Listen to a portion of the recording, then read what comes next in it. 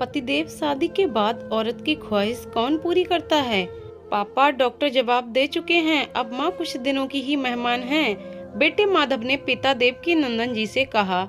देवकी नंदन जी ने तो कुछ सुना ही नहीं। उनके कानों में तो डॉक्टर साहब के शब्द गूंज रहे थे। आपकी पत्नी अब कुछ समय की मेहमान है, हो सके तो उनकी अधूरी ख्वाहिशें पूरी करिए। उन्हें जो अच्छा लगता है उन्हें वो खिलाइए पिलाइए। देवकी नंदन जी अपनी पत्नी को घर ले गए और उनकी देखभाल में लग गए। अब इस उम्र में उन्हें अपनी पत्नी की कीमत समझ आ रही थी। जब वो जाने की तैयारी में थी, डॉक्टर के कहे अनुसार वो उनकी हर ख्वाहिश पूरी करने के लिए बेचैन थे। एक दिन सुबह सुबह उनका सर अपनी गोद में लेकर बैठ गए और बोले, माधवी, वैसे तो हमने आज तक तुम्हारी कोई ख्वाहिश पूरी नहीं की, लेकिन अब करना चाहता हूँ। तुम बताओ, तुम्हारी क्या ख्वाहिश है? सुनिए जी, शादी के बाद औरत की कोई ख्वाहिश ही कहाँ रह जाती है, और अगर होती भी है तो उसे पूरा कौन करेगा? अब छोड़िए भी, हमारे पास वक्त ही कितना बचा है।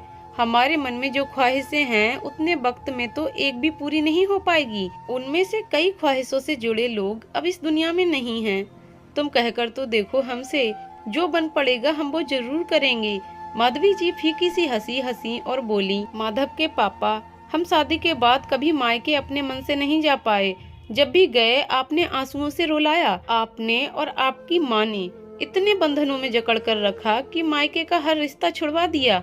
आज तक हर शादी ब्याह में साथ लेकर गए और उसी रात में ही भागते हुए चले आते। कभी सोचा आपने कि हमारा भी मन करता है एक रात अपने माँ बाप, भाई बहन, चाचा ताऊ, मामा मासी, बुआ के साथ रहने का?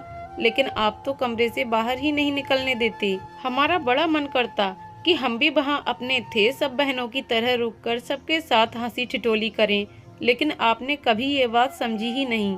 शादी के बाद मैंने कोई छोटा सा त्योहार भी मायके में नहीं मनाया। जीवन भर तरसती रह गई इस बात के लिए कि कभी तो हमें किसी त्योहार पर मायके जाने को मिले।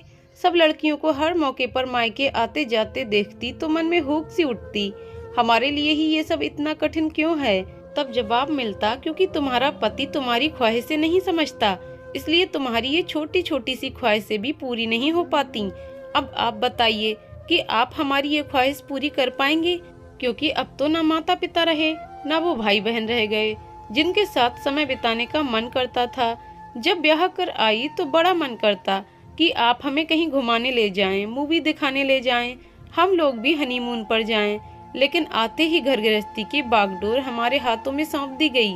आपके साथ समय बिताने को, बातें करने को तरसती रह जाती। आप हमारे पास तक नहीं फटकते। आपका साथ बस चंद मिनटों का ही मिलता। आपका काम खत्म और आप करवट लेकर सो गए, फिर कोई मतलब नहीं रह जाता।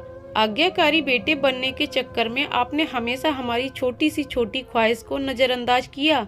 आपसे अपने मन की बात करने के लिए तरसती रह जाती, लेकिन जब तक काम समेटकर कमरे में आती आप सो चुके होते। अपने मन की बात किससे कहने जाती? सब कुछ अंदर ही अंदर चलता रहता, लेकिन आपने कभी पूछा तक नहीं।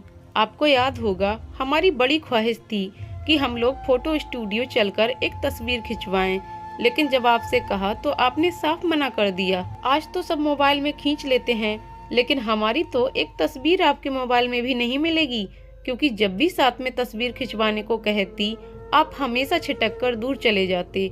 अब हमारे जाने के बाद ढूंढते रहना हमारी तस्वीर कहीं नहीं मिलने वाली। बताइए, अब आप कभी मेरे स्त्री मन को पढ़ ही नहीं पाए। हमारा आत्मविश्वास तक चला गया। ये लगता हम दुनिया की ऐसी औरत हैं जिसके अंदर कोई खूबी नहीं जो पति को रिझा सके। हमारी ख्वाहिशें कोई बहुत बड़ी बड़ी नहीं थीं, बहुत छोटी छोटी थीं जो मन के अंदर ही दबी रह गईं।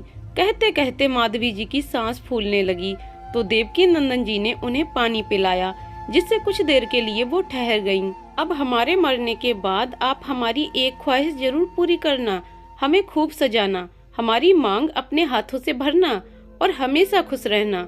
बस यही ख्वाहिश है।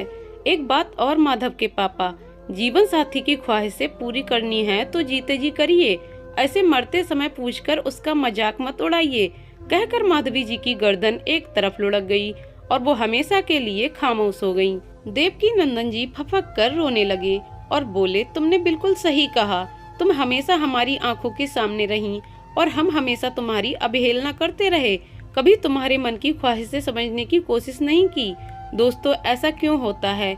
जब तक इंसान आंखों के सामने मौजूद रहता है तब तक लोग उसकी कद्र नहीं करते, लेकिन उसके जाने के बाद उसकी कीमत समझ में आ जाती है।